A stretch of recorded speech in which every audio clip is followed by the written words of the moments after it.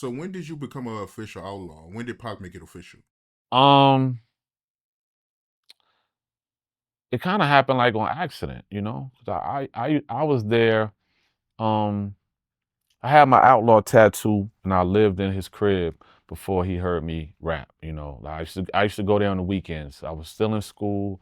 I was 17. I ain't had no vehicle, so you know my sister was working all the time. I'll be watching my niece, so I go there on the weekends. You know, and one weekend, this might have been like February, something like that.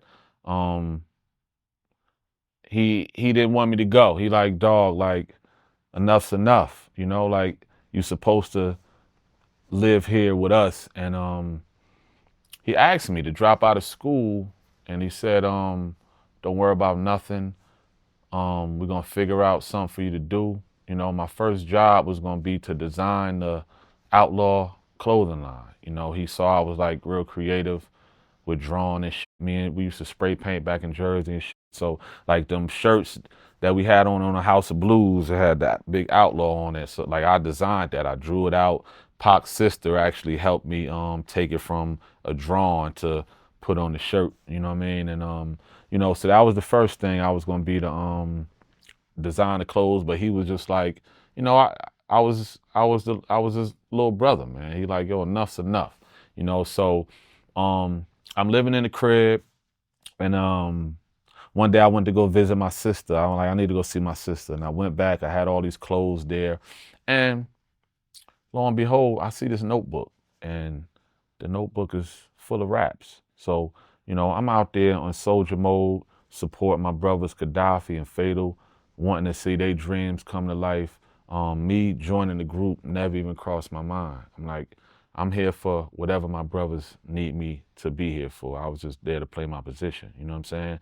And I found my notebook, and I started flipping through it. I opened it up, and the notebook was full of raps. You know, I'm like, oh shit, I'm gonna take this back to Pot crib with me. Took that back, grabbed some of the clothes I had there, and shit. And Edie was the first one that I start kicking my raps to. You know, I'm good at cutting hair, so I used to cut everybody hair and shit. You know, that was a good bonding tool too. Like when I first met everybody, like when I came back, Fatal like, you still cut hair? Bring your clippers. I learned how to cut hair when I was like 12 years old. I used to cut my whole neighborhood, you know, from the little kids to the grown niggas from jail, you know, right in front of my mama crib.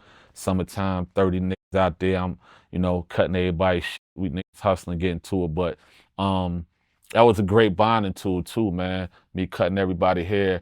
You know, Pac never got time alone. Like it was so many days me and him was in this bathroom and I'm cutting his hair, and we got to talk about a whole lot of shit. Like me thinking about it now, it was a great bonding tool for me with all of the guys personally, you know, just having conversations one on one during that time. But I'm cutting Edie hair one night, and I'm like, let me kick something for you. Kick the shit for him.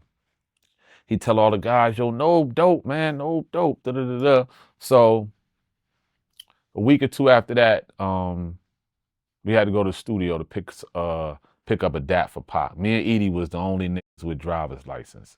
I was 17 with a driver's license. Edie had his license. Fatal, Castro, none of them niggas had driver's license. So, you know, I used to drive, or Edie would drive. Wherever Outlaws, you know, would move. So me, Castro, and Fatal, we went to the studio to pick up something for Pop, Can-Am Studio. And the engineer was in there. Nobody wasn't doing nothing. They like, bring up a beat. Castro and Edie was gonna do a song, or Castro and Fatal, you know, they wanted to do a song. They're like, yo, no, hop on the song. So I hop on the song, and they bring the tape back, play it for Pac. They're like, yo, that's Nobe on there. Listen to Nobe. Pac heard it, like, oh shit, nigga, you sound pretty good. That was that. It wasn't no, you know, it wasn't no big deal. I say maybe like 2 weeks later, we we at his Malibu crib, you know. The shit felt like a movie, bro. Like Salli Richardson was there, you know, in his Malibu house, right? And yeah, I always loved her from TV. I think I was in love with her, man. You know, I always loved Salli Richardson.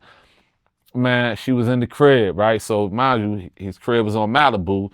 Open up the back, the water's right there. So she's in and out You know, she knew what she was doing. She's in and out the water and coming in the house with a bathing suit on. I'm like, this shit's like a movie, man. I'm in here with Pac and Salli Richardson. I'm like, this is a movie right here. Mind you, every time she'd walk by, we talking shit to Pac, like, come on, she love young niggas. We trying to, trying to convince him to, you know what I mean? Like, come on, man, ain't no, you know what I mean?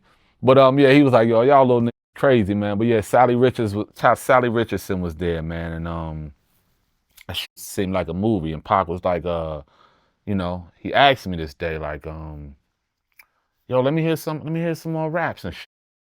And I'm like, all right, I just so happened to have my notebook in the car, and I went out and got my notebook, and I kicked maybe like 5 or 6 raps for him, and he went crazy, man. He went crazy. He was actually like, the initial response was a little different to me because he was like excited, and then he kind of like got a little mad at me that I been living in his house, and I was there when he was recording All Eyes on Me and all this stuff, and I never rap for him. So you gotta understand, anybody who meet Tupac that know how to rap, the first thing they want to fucking do is rap for him right on the spot, And he was like, "Yo, you could rap. You been rap. You know how to rap this good the whole time, and you ain't say nothing." It was like, I was just so humble. I wasn't there to be a rapper. I was there to support my brothers Gaddafi and Fatal. I wasn't trying to impose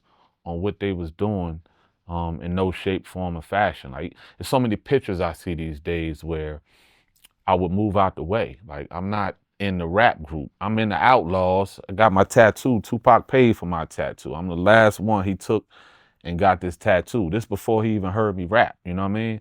And I wasn't trying to impose on what my guys was doing. I was there just trying to play my position however I could help. But he heard me rap, and he was like, he said, everybody who think Nob should be in the group, raise your hand. And he raised his hand first, and everybody raised their hand. I'm like, okay. So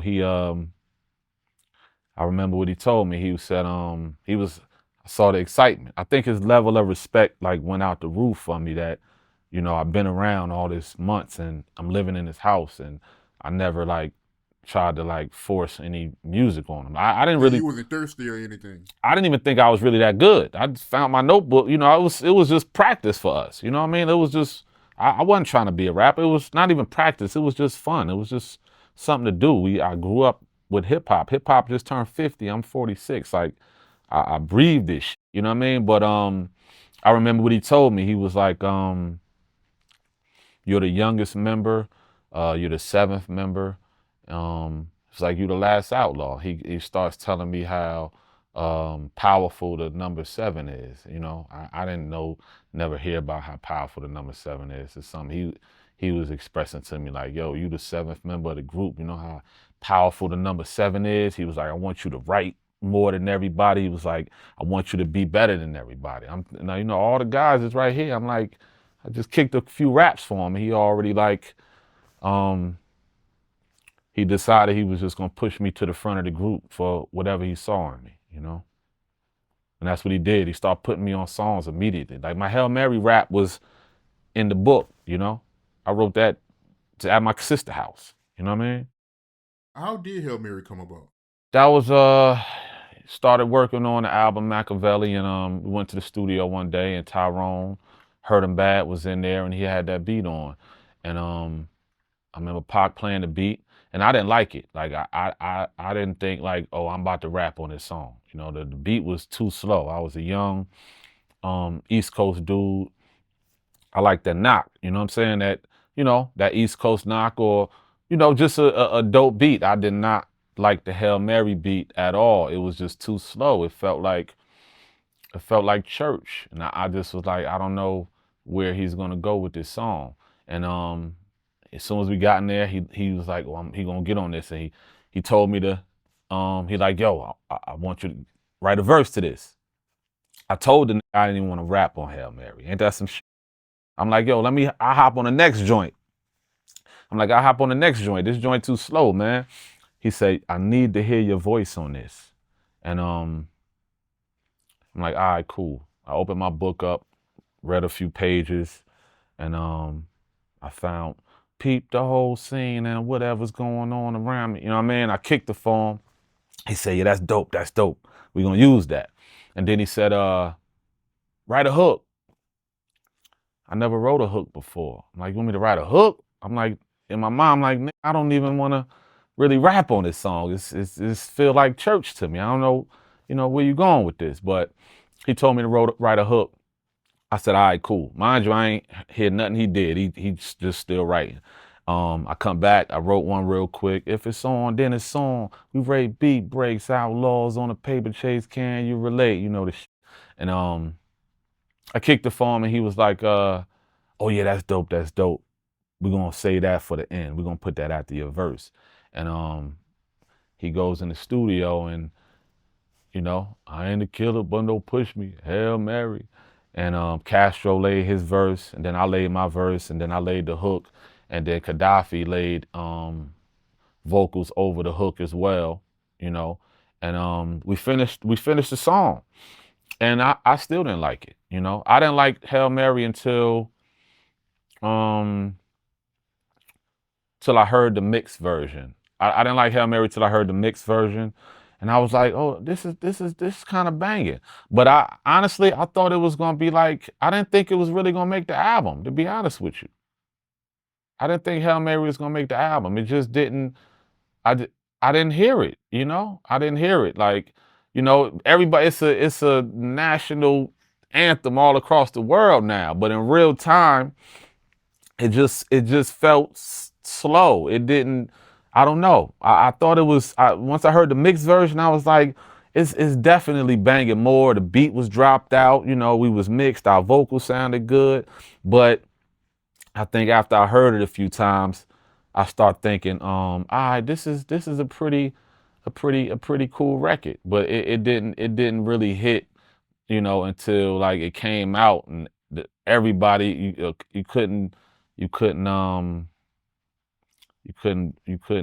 go outside without hearing it being played in the car, and it came out after he died, so it was like it was so bittersweet for me hearing myself on the radio for the first time and Tupac was dead. It was horrible, honestly.